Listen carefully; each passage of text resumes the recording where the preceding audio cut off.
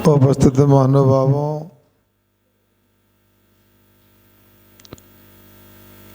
ठंडी का वातावरण बना हुआ है। ठंडी की बाधा को दूर करने के अनेक उपाय भी अपने द्वारा किए जाते हैं और उन उपायों को पाकर के लगता है सब ठीक हो गया। गरम गरम कपड़े होते हैं, गरम गरम खान पान होता है, जितना संभव होता है प्रबंध किया जाता है और बंद कमरे में धर्म की चर्चा भी आप करना चाहते। इसलिए हम लोग सभा स्थल से या मंदिर में आए। ठीक है, अब तो ठंडी नहीं लग रही है आप लोगों को। ये सब हम लोगों का ऐसा भ्रम है। इष्टोपदेश ग्रंथ को हम पुनः सामने रखते हैं। आचार्य पूज्यपाद स्वामी वहां पर बतलाते हैं कि मानते हैं कि 4 गतियों में स्वर्ग में ऐसा सुख होता है जो लंबे समय तक प्राप्त होता है। इंद्रियों से उत्पन्न होने वाला होकर के भी लंबे समय तक मिलता है।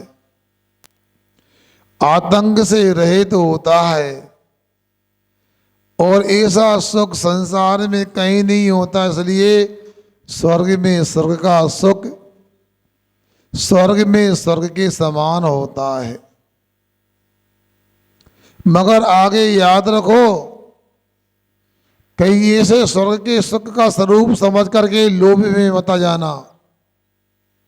हे भगवान जल्दी मर जा, स्वर्ग मिल जाए, क्योंकि सबको पता है बिना मरे, बोलो ना, तो स्वर्ग चाहते हैं आप लोग? बोलो, मरना चाहते हैं? मरना चाहते नहीं और स्वर्ग चाहते हैं। मगर आपके चाहने से, हमारे चाहने से भी क्या होने वाला है? हम चाहें तो मरण भी ऐसा एकांत से नहीं हो सकता, और मर जाए स्वर्ग मिल जाए ये भी गारंटी नहीं। मगर अब किसी को मरने के बाद स्वर्ग मिल गया, स्वर्ग के सुख भी मिल गए, कल्प वृक्षों से कामनाएं पूरी होने लगी, सब वहां मिल गया, मगर जो मिला है उसको लेकर के समझना वो सुख नहीं है, वह सुखाभास है। क्यों सुखाभास है? आगे आचार्य बोल रहे हैं, वासना मात में वैत सुखम दुखम च देहिनाम तथा हे दिव्य जनते ते भोगा रोगा वापदी। समझ में आया?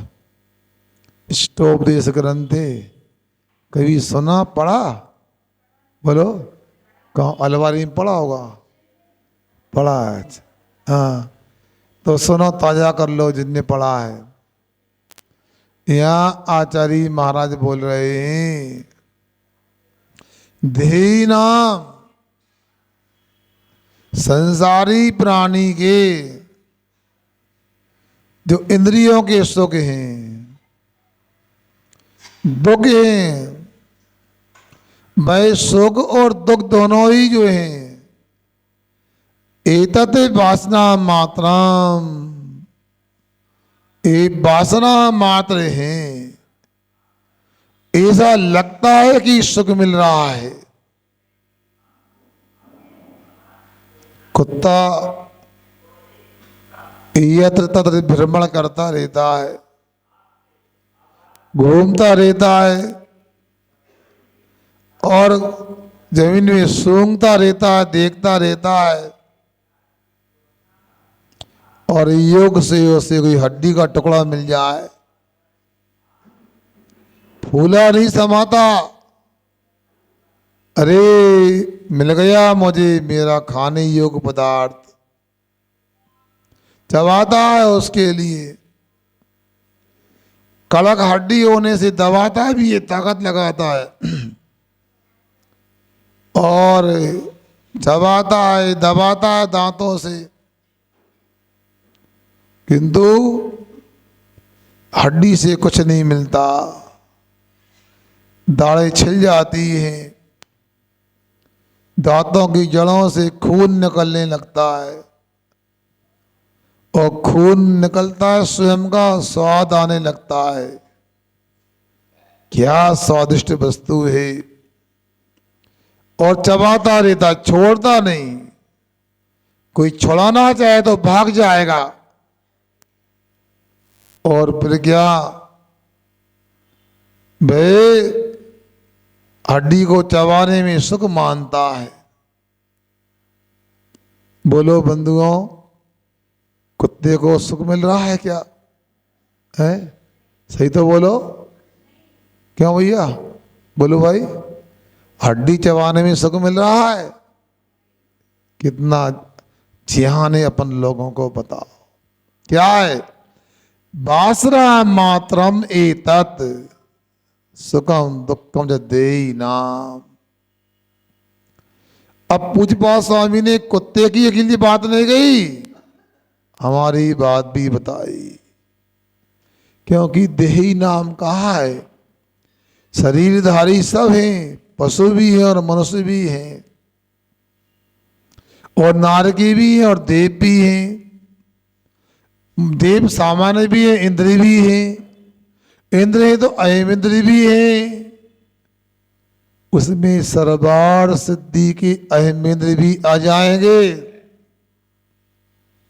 बचेंगे नहीं। जो जो शरीरधारी है सब के सब उसमें आ गए। सबकी जो सुख की भ्रांति और दुख है, वासना मात्रम एतत् तथा ही उद्वेजन्ते ते भोगा रोगा इब आपदी। क्या कह दिया? ये जो भोग है ना पांच इंद्रियों के, ये आपत्ति कारक हैं। ये रोग के समान दुख देते हैं। जब कोई रोग रूपी आपत्ति आ जाए, आपत्ति आने पर भाई रोग जैसा अपने को खलता है, कष्टदायी होता है, वैसा ही पांच इंद्रियों के भोग हैं। अब विचार कर लें हम लोग, गर्मी तो दूर है, अभी थोड़ी ठंडी है, क्या चाहते हैं? धूप चाहते कि छांव चाहते हैं? सुनो, धूप चाहते कि छांव चाहते हैं? बोलो हैं? तो आज नियम लेके जा, दिन भर धूप में बैठेंगे, हिलेंगे नहीं धूप से। क्यों? ठंडी लग रही ना, धूप में बैठो जाओ। 1 घंटा धूप भी सहन नहीं होती, पसीना होने लगता है। इसी का नाम है वासना मात्रम। वासना है ये है। हम लोगों के लिए भूख लगी है, चलो कुछ खाने को मिल जाए ले आओ, जो मन में आया मिल गया, खाओ भैया। कितना खाना है? मान लो गुलाब जामुन, क्या बोलते हैं, रसगुल्ला। अच्छा, गुलाब जामुन। रसगुल्ला में तो 2 प्रकार की वस्तु हो जाती है। गुलाब जामुन, एक गुलाब जामुन खाई, कैसी लगी मनीष? मजा आया क्या नहीं? है कितना आया? 1% आया। मान लो एक और दे दे, हाँ रख दो। अब वो भी खा ली, कितना हो गया? कितना मजा आया?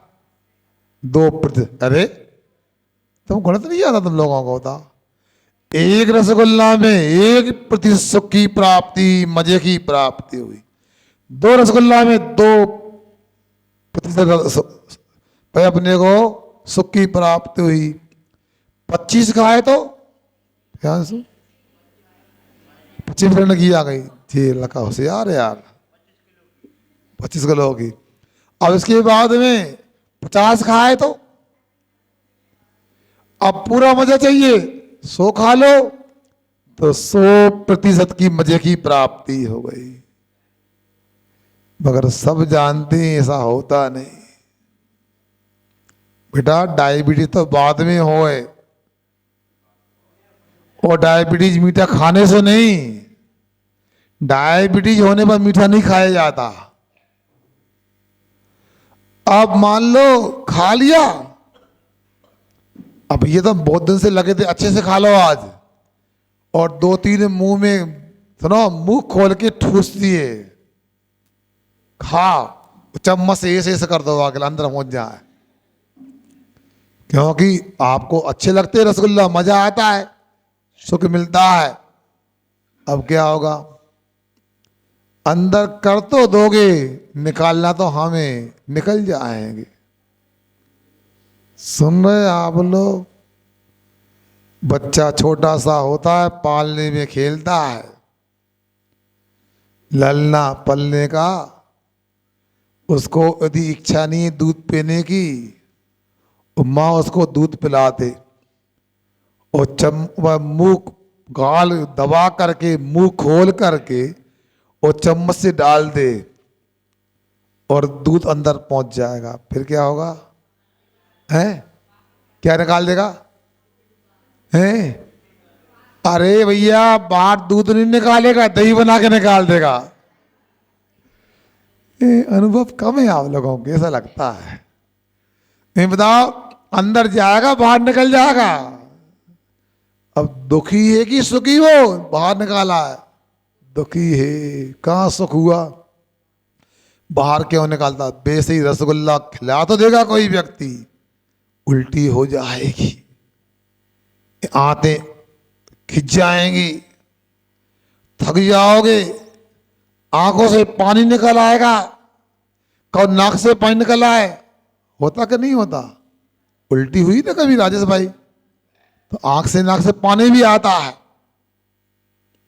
चेहरा बिगड़ जाएगा। क्यों, ये रसना इंद्री की भोग भी भोगी तो है, भोगा रोगा इवापति, रोग के समान भोग हैं, वासना मात्रम एतत्, सब ये जो है वासना मात्र हैं। अपने को भले ही अच्छा लगता है, वासना में कभी सुख नहीं होता है, उपासना में सुख होता है। उपासना करोगे तो सुख मिलेगा, और जितनी उपासना होगी उतना सुख मिलेगा। आत्मा की उपासना हो तो कहना ही क्या, मगर पंच परमेष्टि की उपासना में भी सुख मिलने वाला है। ये तो उद्वेलित करने वाला है, उद्विच्छन्ते, आकुलित करता है। घ्राण इंद्री को ले ले, कैसा पदार्थ चाहते हो, सुगंधित की दुर्गंधित, एक खुशबूदार की बदबूदार है। अच्छा, वो कब तक रहेगा खुशबूदार, बताओ। रोज तो देखते हो, अभी वहीं से तो आ रहे हैं आप लोग, क्या कल जो खाया था खुशबूदार, जो बड़े चबा चबा के खाया था, धीरे धीरे इत्मीनान से परोसा खाया, आज क्या देखा, बदबूदार हो गया। घाटी उतरे माटी, अरे माटी हो गया इतना भी ठीक है, मगर थोड़ा और निकला नीचे, 15-20 मीटर की यात्रा उसने की, आते होती ना, क्यों राहुल, कितने मीटर की होती है? तो मैंने 20 कह दिया, आप थोड़ा कम ज्यादा हो सकता है। आप 15-20 मीटर की आंतों से वो खुशबूदार पदार्थ गुजरा, सुगंधित पदार्थ गुजरा, गुजर के क्या हो गया, बदबूदार हो गया। क्यों? आपने तो इलायची डाली थी, डोड़ा पीस के डाले थे, और गुलाब जल डाला था, और क्या डालते हैं आप यार सुगंध बढ़ाने के लाने? गुलाब के फूल की पत्तियां भी डाल देते हैं।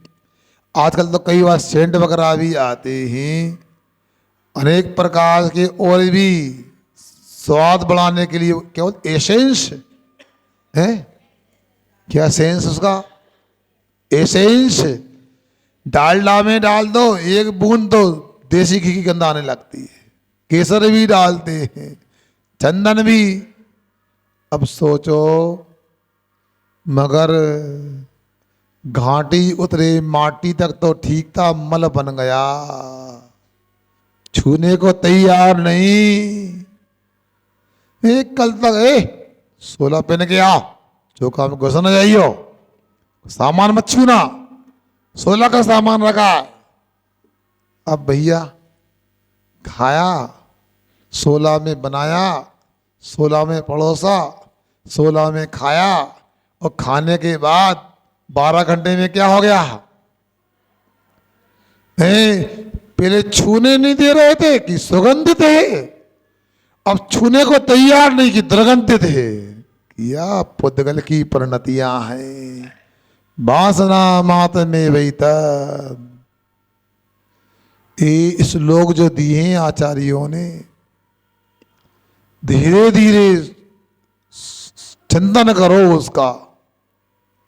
जैसे कोई खाद्य पदार्थ होता है ना, बचपन में गोली वगैरह खाते थे ना, संतरे वगैरह की, कैसे खाते थे? ऐसे किया, पानी डाल अंदर कर लिया, तो बताओ ना, चूस चूस के। अच्छा,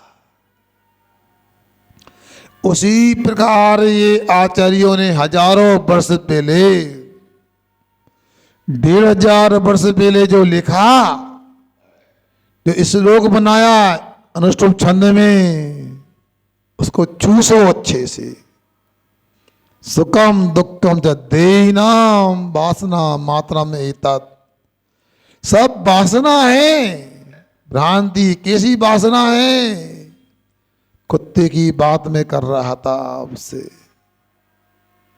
कुत्ते को हड्डी मिल जाती है, चबाता है बार बार, खून निकलता है, और जब थक जाता है दांत दर्द करने लगते हैं, दाढ़ों में दर्द हो जाता है, और हड्डी को छोड़ देता है।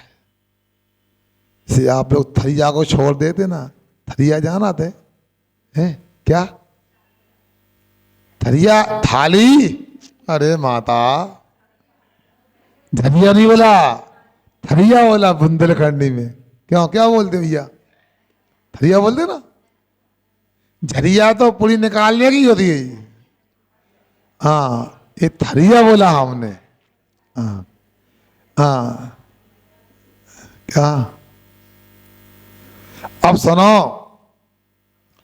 उस थाली को छोड़ देते ऐसे उसने हड्डी को छोड़ दिया। फिर क्या हुआ? ज्यादा अंतर नहीं है कुत्ते की हमारी चेष्टा में। कुत्ते को दाढ़ में खून निकल रहा, दर्द होने लगा, असह्य नहीं है, वेदना हो रही है, इधर उधर भाग रहा है, क्या करें? खून लगातार बह रहा, अब दर्द लगने लगा। उसी प्रकार अपने को भी तो ऐसा ही होता है। मन चाया, खाया पिया, और थरिया को खिसकाया, और पटिया को लिया, वो तई बाहर भी नहीं, कहा चौका में, बहू हमें तो परस दो, हे हमारी बस की नहीं है, गोड़े सीधे कर लें दो, इतना आए हो आन दो। उते ही सो गए। पहले तुम कह रही थी मंदिर से हमारी बस की नहीं, कुछ खावे दे दो, हमने खाने को दे दिया, अब क्या बोल दी? फिर कह रही बस की नहीं है। पहले भूखे थे, बस की नहीं थी, अब पेट भर गया, फिर भी कह रही बस की नहीं है। क्या हो गया? पहले भी दुख था, अब भी दुख है। सुख कब मिलेगा बता? वासना मात्रम एतत्। सोचो, सुगंधित पदार्थों को लिया, फिर चक्षु इंद्री को भी देख ले। कई बार हमें लगता है गोल गोल बनाते हैं, कहीं ये से करेंगे धीरे से बिल्कुल टेढ़ा ना हो जाए, बर्फी को यूँ काटेंगे, डिजाइन देंगे, वो मावा के लाने के गुजिया के साँचे भर के दबा देंगे कि जुआ ले लो। कितने तमाशे करते हैं, घंटों लगाते हैं।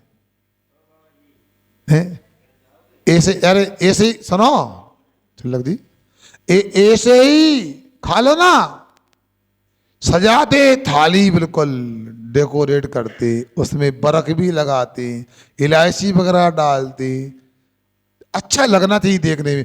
थाली में भी 4-5 कटोरी है, चम्मच डालेंगे उसमें, वो अनेक प्रकार की सामग्री सजाएंगे, करते नहीं करते। हलवा बनाएंगे तो इलायची डाल दें, चिरौंजी डालें उसमें, वो बुरादा क्या होता है वो खोपड़े का है। इतने तमाशे क्यों करते हैं? पिस्ते वगैरह भी किसके छील करके डालते हैं, क्यों करते हैं? क्या होता है इससे? देखने में अच्छा लगता है। अब चक्षु इंद्री आ गई, उसकी तृप्ति होना चाहिए। स्पर्शन इंद्री, रसना इंद्री, घ्राण इंद्री, अब कौन सी देवी आ गई? अब चक्षु इंद्री आ गई। दिखना चाहिए अच्छा। क्या दिखना चाहते हो? क्या दिखेगा? सब भ्रम है, वासना है। वही कहानी, घाटी उतरे माटी और माटी हो गई है। अब क्या बोले तुमसे, हम समझ गए सब लोग। ये संसार के विषय हैं और कभी भी तृप्ति नहीं होती, सब नया नया चाहते हैं। सोचो विचार करो क्या नया है। अनंत काल से सब देखा है हमने। अंत में कर्णेंद्री का विषय भी चाहते हैं। क्यों, क्या चाहते हो? तो कुरकुरा लेके आओ, चरण चरण होना चाहिए। थोड़ा मुलायम लेके आओ, कड़क हो गया होता। ये वो चमचोला होता, न कड़क भी नहीं और मुलायम भी नहीं, अधबीज कर कभी जल जाता है। अनेक प्रकार की और भी अनेक प्रकार की ध्वनि की भी अपेक्षा होती। कर्णेंद्री का विषय होता है कि नहीं? अब 2-3 महीने के बाद फिर नई मांग हो जाएगी, ठंडा लेके आओ। अभी भी चलता है ठंडा। ये डारसी में भी देखा, अभी भी आइसक्रीम वगैरह बिकती है। यहाँ पर लोग बैठे रहते हैं।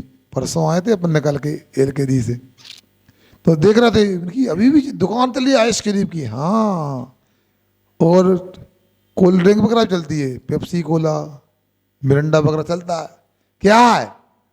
ठंडा चाहिए। स्पर्शेंद्री का विषय। स्वाद भी अच्छा होना चाहिए, रसनेंद्री का विषय।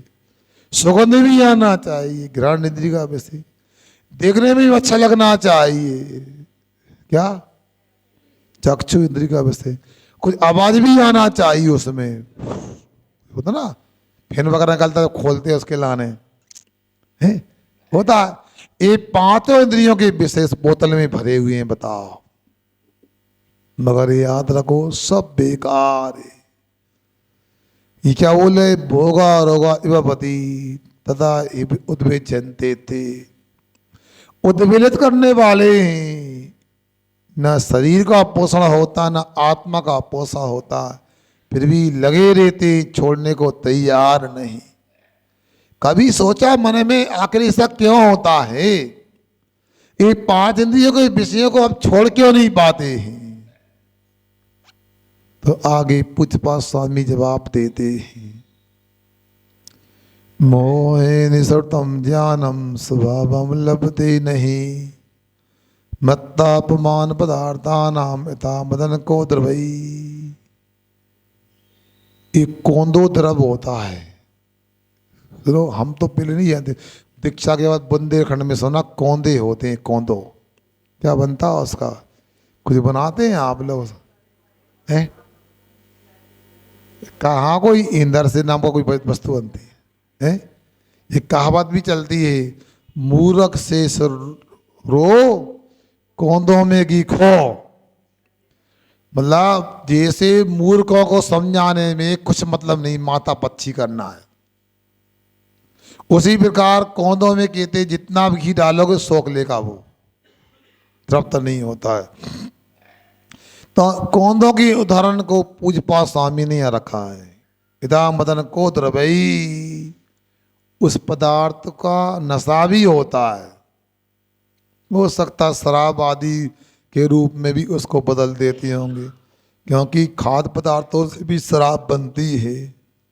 इथा मदन को द्रवई, भय को द्रव होता है।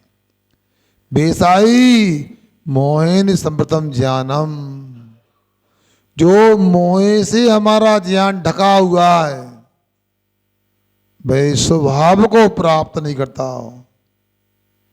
क्योंकि मोह का आवरण पड़ गया है। सबके पास ज्ञान है, यहाँ कोई भी अज्ञानी नहीं है। बोलो है कोई? सब जानकार हैं, जानते, मगर क्या करें, मोह का आवरण होने से सही सही नहीं जानते, उल्टा जानते हैं। धर्म करने से सुख मिलता है, उसको दुख रूप मानते हैं, और पाप करने से, पिसे भोग लेने से भाई दुख मिलता है, उसे सुख मानते हैं। ऊपर जो कहा उसी को पूजपा स्वामी बता रहे हैं कि आखिर ये सुख दुख को ही सच्चा सुख क्यों मान लेता है?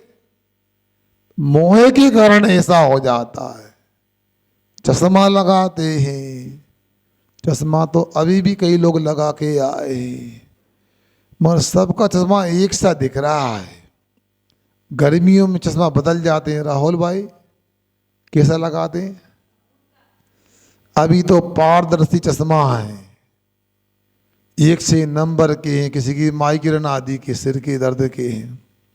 फिर 2-3 महीने के बाद कोई हरा लगाएगा, कोई नीला कांच वाला लगाएगा, कोई लाल कांच वाला लगाएगा। क्यों ये लगाते नहीं बंटी भाई? फिर अब अपन ने मान लो लाल रंग का चश्मा लगा लिया, लाल कांच वाला लगा लिया। अब दीवाल को देखे, कैसी दीवाल दिखेगी? लाल दिखेगी। ये भैया को देखेंगे तो कैसे दिखेंगे? लाल दिखेंगे। इसको देखें तो लाल दिखेंगे। सब जो देखोगे सब लाल ही लाल दिखेगा। नीला चश्मा लगाया तो नीला नीला दिखेगा। बेसई हमने भी चश्मा लगा के रखा है। काश जो चश्मा अभी पहना ऐसा चश्मा होता तो मजा अलग होता कुछ, मगर हमारा चश्मा रंगहीन नहीं, रंगीन चश्मा है। इसलिए हमको सही सही पदार्थ दिख नहीं रहा है। कौन सा चश्मा? मोह का चश्मा है, मिथ्यात्व का चश्मा है। वो लगा होने से ऐसा लग रहा है।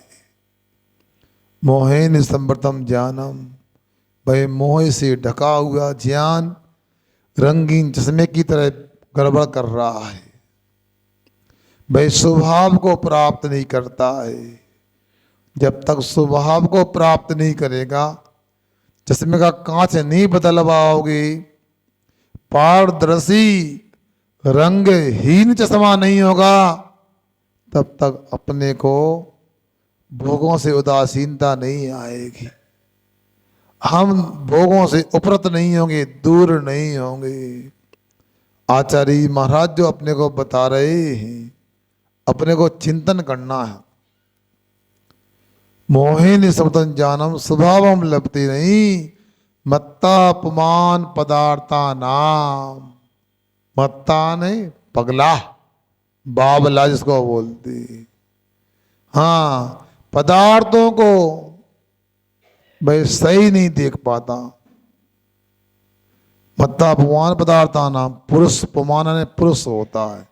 जो पागल पुरुष है भाई पदार्थों को सही सही देख नहीं पाता है।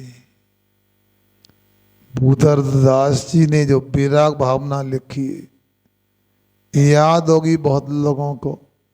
क्या कहते हैं? भोग बुरे भव रोग बढ़ावे, बेरी मित्र की और शत्रु की परख हो जाती, पहचान हो जाती तो जीवन सफल हो जाता हमारा। यहाँ कह रहे हैं ये वो भव रोग को बढ़ाने वाले बेरी दुश्मन हैं। जब कर्म का फल मिलता है, पाप का उदय आता है, क्या होता है? बीरस होए विपाक समय अति। सेवन करने में तो अच्छे लगते, नीके आने मधुर लगते हैं, मगर नीरस होते हैं, बेरस होते हैं। क्या आज अपन लोग अनेक पदार्थों का सेवन करते रहते हैं और बड़े चाव से विषयों का सेवन होता है और भी चाहते हैं। पाप कर्म का लगातार आश्रय बंद होता रहता है और जब कर्म का उदय आता है बेरस हो जाते हैं। कैसे होते हैं? देह पर्याय में विषयों का सेवन किया, मनुष्य पर्याय में विषयों का सेवन किया, त्रिंच पर्याय में विषयों का सेवन किया और पाप कर्म का आश्रय बंद हुआ, नरक आयु का आश्रय बंद हो गया, मर कर नरक चले गए। अब क्या है? सरस की बेरस। नरक कैसा होता है? कहते हैं भूख लगती है, खाने को मिलता तो है, क्या मिलता है? क्यों पाइया जी, क्या मिलता है खाने को नरक में? ऐसी दुर्गंध युक्त मिट्टी होती है, एक कणिका भी इस मनुष्य लोक में आ जाए तो योजनों के लोग मर जाएंगे दुर्गंध के कारण। सोचो, विचार करो।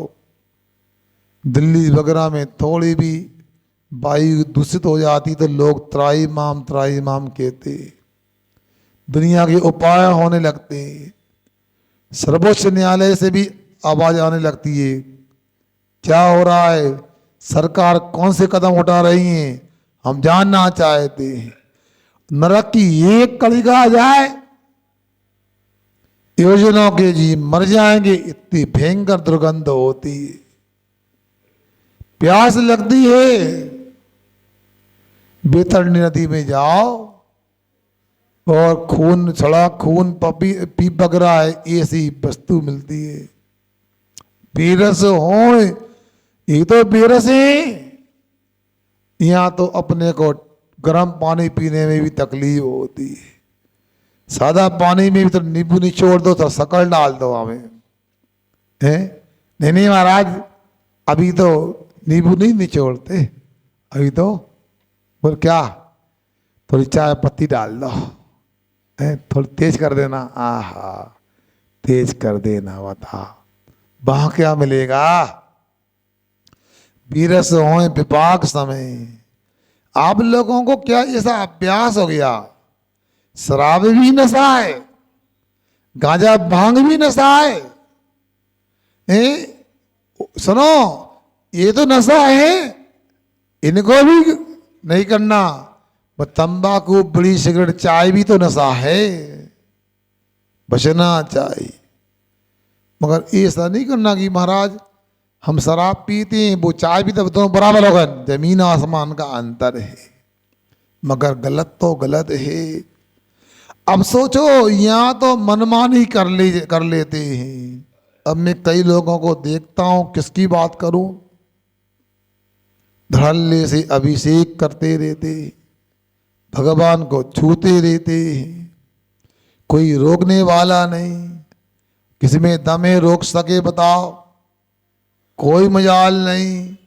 हमारे यहाँ तो स्थिति ये बन जाती कई बार, अंधेर नगरी चौपट राजा, टके शेर बाजी टके शेर खा जाए।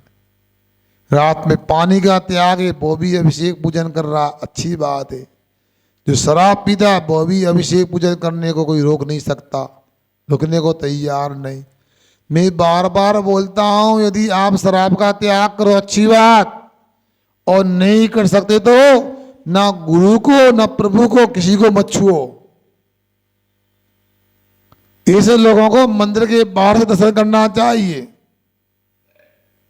मानस्तम उन लोगों को ही है जो शूद्र के काम करते हैं, मगर कैसा कर्म का उदय। नशा करके भी पाप, एक बूंद शराब में 7 गांव जलाने का पाप लगता है, और ऐसे काम करने के बाद में भगवान को छुए तो और पाप। नीम पे क्या गड़बेल जिसको बोलते हैं, सब गड़बड़ ही गड़बड़। बीरस हो विपाक समय सेवत लागे नीके, कैसे हैं वज्र अग्नि विश्व विषधर से। वज्र जानते हैं आप लोग भैया? शुभम कुमार रसायन शास्त्र पढ़ा? वज्र क्या होता है? हीरा का नाम वज्र होता है, अंग्रेजी में उसको डायमंड बोलते। क्या बात है। अब सोचो, वो पहनने में अच्छा लगता है डायमंड हीरा, महंगा भी होता है, एक कणिका भी लाखों की होती है। लोग पहनते हैं, लॉकेट में, अंगूठी में और सब जगह पहनते हैं अनेक प्रकार। उसको यदि निकाल लिया जाए तो, निकल जाए तो आंतें कट जाती हैं, मर जाएगा व्यक्ति। ये सबसे कठोर धातु होती है। जब हम रसायन शास्त्र पढ़ते थे तो कहते सबसे कठोर धातु का नाम बताओ, वो हीरा होता था। अब सुनो, वज्र के समान कठोर है, अग्नि जलाने वाली होती है। वज्र अग्नि विश्व विषधर से, विश्व होता अनेक प्रकार का। विषधर नागराज किंग कोबरा जूलॉजी में पढ़ते थे भाई, फपकार भी थी तो मूर्छा आ जाती थी, काटने के बाद तो कहना ही क्या, फिर मर ही जाएगा व्यक्ति। ऐसी दशा ए विषयों को भोगने में, भोग पदार्थों के साथ में। धर्म रतन के चोर चपल यदि, अच्छा है, धर्म रतन, सम्यक दर्शन, सम्यक ज्ञान और सम्यक चारित्र, ये धर्म रतन है। क्या घर में रतन है क्या? नहीं। अरे महाराज सभी हमारे यहाँ चांदी है, सोना है, हीरा है, मोती है, सब है। मगर याद रखना, सोना चांदी हीरा मोती वालों कफन में कभी जेब नहीं होती। क्या कहा? कफन में कभी क्या होती कि नहीं भैया? देख लेना, अगली बार जाओ तो किसी के साथ छोड़ने जाओ किसी को, देखना जेब होती कि नहीं। यदि जेब हो तो कोई बात नहीं, खूब इकट्ठे कर लो, नहीं तो क्या करोगे बताओ? क्यों पीयूष कुमार जी सुन रहे क्या कहा जा रहा है? चिल्लक जी बंद नहीं जाएगी, अब कफन ही खत्म हो गया। अब तो एम्बुलेंस में रखो, हीटर में डालो, राख लेके जाओ। बहुत फास्ट काम हो गया आजकल तो। हैं पहले भजन पढ़ते रहते थे, बुलाओ यहाँ बुलाओ, जीते मरते न जीते लकड़ी, मरते लकड़ी, अजब तमाशा लकड़ी का है। अच्छा, दुनिया वालों तुम्हें दिखाएं एक तमाशा लकड़ी का। अब जीते लकड़ी भी नहीं, मरते लकड़ी भी नहीं। अब तो जीते बोतल, मरते बोतल, देख समाता बोतल का। चिल्लक जी बोल रहा है, मैंने तो बोल दिया, सुन रहा है? बोतल का काम है, विडम्बना है। अब माताएं भी बच्चे को दूध नहीं पिलाती, बोतल देती है वो। बाद में शरबत की बोतल आती, पेप्सी कोला, कोको कोला की आती। फिर थोड़ा बड़ा हो गया भैया, फिर एक बड़ी बोतल आ जाती है, चपटी वाली या पूछी वाली है, समझ रहे हैं ना? फिर बाद में खून की बोतल लगने लगती है, फेफड़े खराब हो जाती। फिर बाद में अब पहले मिट्टी की तेल की बोतल आती थी मरकटा में जलाने, अब वो तो खत्म हो गई। मिट्टी का तेल भी मिलता नहीं सुने, अब तो महंगा भी हो गया, मिलता भी नहीं। अब क्या होता, अब लकड़ी की जगह हीटर पे रख देते। जन्म होता है वो भी मशीन में रख करके पेट काट के निकाल के दे देते बच्चे को, मरते हैं वो भी मशीन में जला देते हैं। क्या है जिंदगी, शुष्क हो गई, बेकार है सब। इसलिए सोचो ये अधिकी दुखदाई, ये संसार के भोग पदार्थ दुखदाई हैं, कष्ट देने वाले हैं। आप लोगों को समझना है। बहुत सारे कार्यक्रम हो गए और हमारी 6 महीने की यात्रा पूरी हो रही है और आप लोग निश्चिंत हैं, अब तो महाराज पक्का यहीं रहेंगे। लग रहा है अब जाएंगे नहीं महाराज, घर के महाराज हो गए, स्वाध्याय होता है महाराज कर ले अपना, क्या आवश्यकता है। ऐसा नहीं, आप लोग इतनी ठंडी में आए, सुन रहे हो, काबिले तारीफ हो, इतने लंबे समय से सुन रहे। मुझे तो ये लग रहा है आप लोगों को चेहरे को देख करके, मैंने चंदेरी के पास एक गांव है प्राणपुरा, वहाँ मैंने एक पंक्ति पढ़ी थी, कहो तो सुना दूँ आपको। मिथ्या दृष्टि जीव को जिनमाणी ना स्वाय, के ऊँगे के लड़ पड़े क्या हुड़गड़ को जाए। मगर आप लोग ना ऊँग रहे ना घर जा रहे, मिथ्या दृष्टि तो नहीं है आप लोग, ऐसा लग रहा है सम्यक दृष्टि हो। समझ में आया। मगर सुनो, ऐसा ना करो भैया, सुबह भी भोजन होता आपके घरों में, शाम को होता है कि नहीं होता, एक आसन, सही तो बोलो भैया लोग। क्यों अरविंद जी, शाम को खाते हो? नहीं, एक टाइम खाते होगे। तो फिर स्वाध्याय एक टाइम क्यों है? अरे भाई, घर में जब आपका कलेवा होता है, भोजन होता है, दोपहरी होती है, अंतर होती है, रात में देखो प्यालो भी होती है। बता क्या बात है? अब सोचो, विचार करो, इतनी बार होता है। क्यों सेठ सुन रहे? सेठ जी बाबू की बब्बा क्या कह रहा है? जब इतनी बार होता है तो फिर भैया ऐसा भी तो होना चाहिए, सुबह स्वाध्याय होता, दोपहर में भी तो आना चाहिए, शाम को भी आना चाहिए। मेरा तो मन कर रहा है, मैंने पाठशाला के बाबत एक ग्रंथ तैयार किया था, उसका मैं वाचना करूं, आप सुनने। आप बहुत सुंदर है, 1 साल के परिश्रम के बाद में तैयार हुआ। उसका नाम दिया जिन देशना सार। उसका विमोचन तो अभी हुआ नहीं है, कल कर लेना भैया ला करके।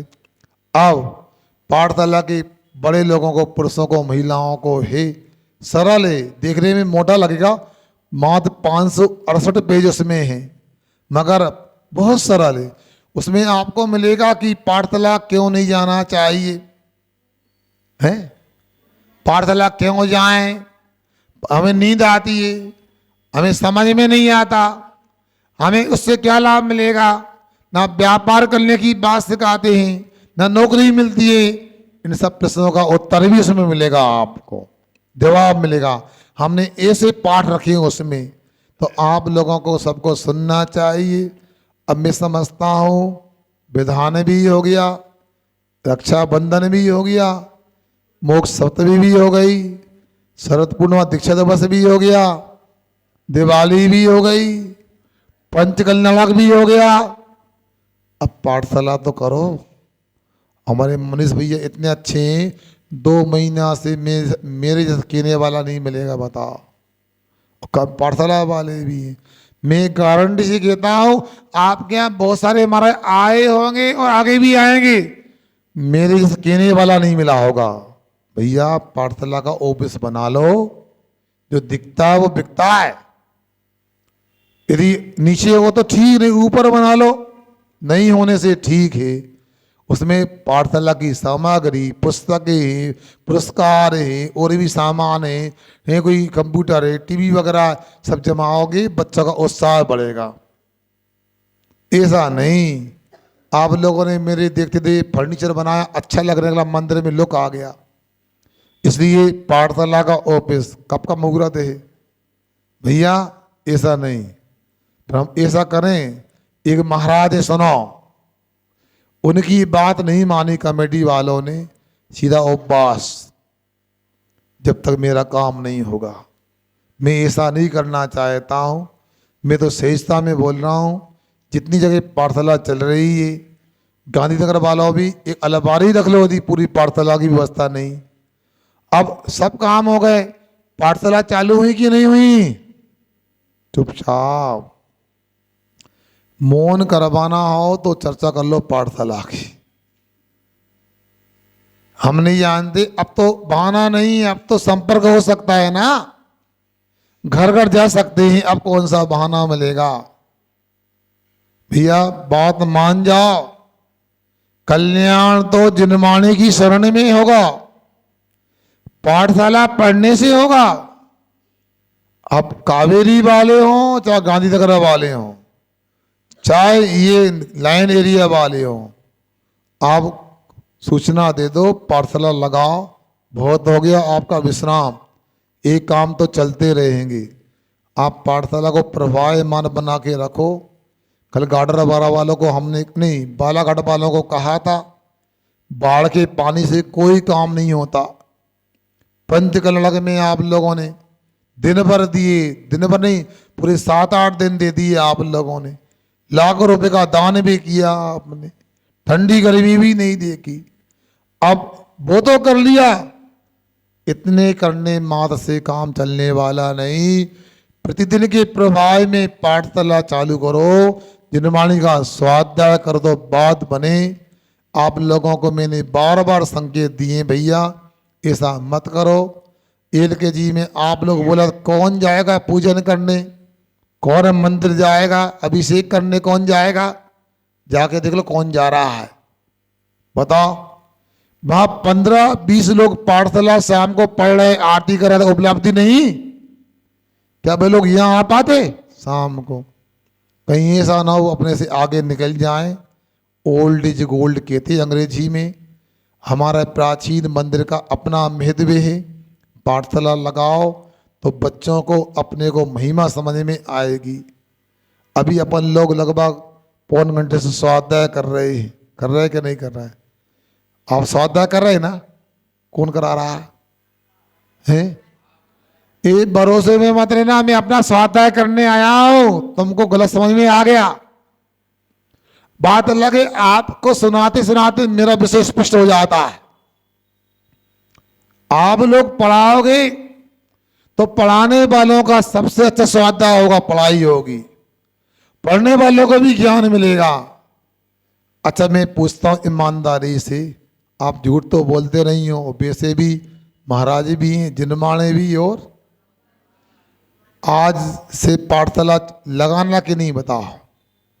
आवाज नहीं आ रही, बोलो ना। क्यों भैया आवाज क्यों नहीं आ रही है? बोलो तो ठीक है भैया, पर हम आपको आवश्यकता हमारी कहाँ बची? अब आज से कितने लोग पाठशाला पढ़ने आएंगे बताओ?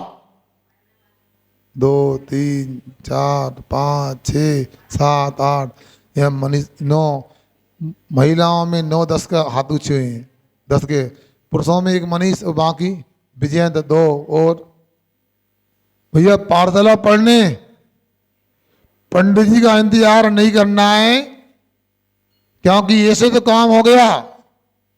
और हम कहते हैं देखो सबसे अच्छा पाठशाला कौन पढ़ा सकता है बता दूं? मैं। अब सुनो, मैं पढ़ा सकता हूं, रात के भी मौन रहता है, चलता फिरता नहीं हूं, 3 जगह पाठशाला लगना है, मैं कैसे पढ़ाऊं? आपको पता है सांसद एक होता है, कई नगर होते हैं, तो अपने प्रतिनिधि बना देता है, सुन रहे ना? इसलिए प्रतिनिधि के रूप में मैं तो देखो अब ज्यादा नहीं कहूंगा, किसी को आना हो या नहीं आओ, मैं तो अपने मनीष और विजयंत को पाठशाला का शिक्षक बनाता हूं, उनकी छुट्टी करता हूं मैं। ताली बजाओ। सुनो, नहीं मनीष रह गए वो नहीं तो तुम पढ़ाओगे विजयंत। अब सुनो, ये कह सकते हमें पढ़ाना नहीं था, फालतू में नाम ले दिया। 6 महीने में पहले ये बताओ मैंने जो काम किए अच्छे किए कि नहीं किए? अच्छे किए। मेरा चयन करना अच्छा है कि नहीं? यदि मनीष और विजंत कहेंगे हमें पढ़ाना नहीं आता, गलत बोल रहा है, तो मेरी चयन पर शंका कर रहा है आप लोग। और तो लोग पाठशाला पढ़ने नहीं आ बंटी, तो शंका मेरे भी करोगे? मेरी बात को गड़बड़ नहीं कर देना, सबको पाठशाला आना है। सनामती क्या क्या करना है? मां साहब नहीं बोलो, शिक्षक जी बोलो। मां साहब को है बुंदेलखंडी में मैं मास्टर साहब को मार साहब बोले, मार साहब बोला लगे, मारते वो मार साहब होते हैं, ऐसा नहीं। और महिला पाठशाला जल्दी बोलो क्या? आज से टाइम क्या रहेगा? हैं? आप समय निश्चित कर लो, हमने आज से पाठशाला लगना है। और सुनो मनीष भैया, मैं बताऊंगा कैसे पढ़ाते पाठशाला। विश्वास रखना, बहुत अच्छा तरीका आ जाएगा आपको पढ़ाने का। यदि चाहो तो फिर भी थोड़ा समय निकालो, आधे घंटे का कभी भी निकाल लो। मैं बताऊंगा कैसी, जो पुस्तक हमने लिखी है वो आपके सामने ला रहे हैं ना, आप देखोगे बहुत आसान होगा पढ़ाने का तरीका। आपका समय हो गया है और आवाज़ भी आ रही है आसपास से। मैं नहीं चाहता हूँ किसी को व्यवधान हो, मगर इतना याद रखो, मंगावली की कहावत अंत में मैं बोलता हूँ, लेप पढ़िया सो। बस तुमको जो निमंत्रण दे तो उसके निमंत्रण में तुम जाओ, सुनो, और वो उसको निमंत्रण दे तो वो आए। तो जो माहौल यहाँ बन रहा है थोड़ा अच्छा नहीं लगता है। आप लोग बार बार निवेदन करते हमारे यहाँ आओ, हमारे यहाँ आओ, और जी आने को तैयार नहीं होते, तो बुलाते भी नहीं। सिर्फ व्यवहार एक तरफा नहीं होता है। मेरे सारे को समझे, विचार करें। अहिंसा परमो धर्म की। जिन वाणी के ज्ञान से सूझे लोकालोक, सो वाणी मस्तक सदा देव दे दो।